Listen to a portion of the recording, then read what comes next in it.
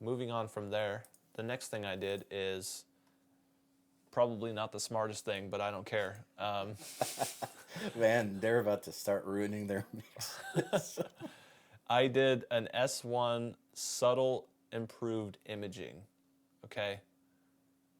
I didn't move any knobs. I wanted to improve my stereo image by a little bit.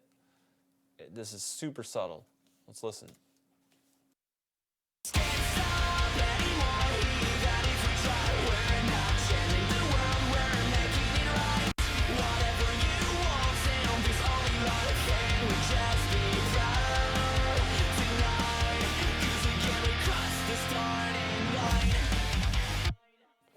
As you can see, it's extremely subtle, but it's that extra 1% that I was missing from when I listened to it, like, you know, in my earbuds or in my car or something.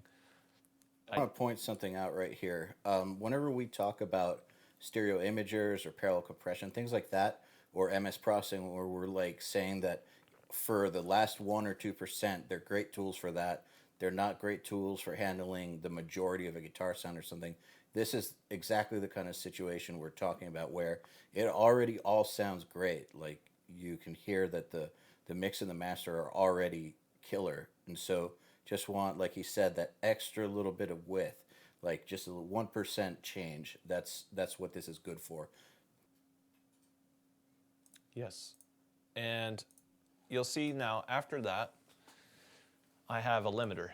And the reason why I have this limiter here is just for gain staging. I'm not actually using L1 on the master bus and limiting the master.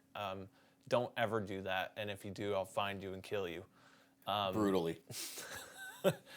All this is doing is to give me 9 decibels of gain.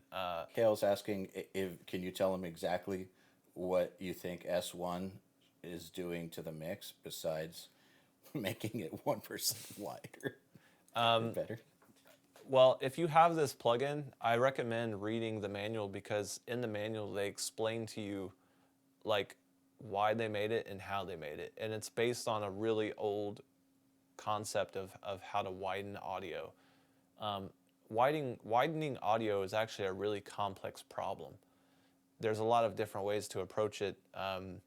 For example, for a while, one of the ways that we would do it is with EQs. We would take an EQ like this, and we would go like this.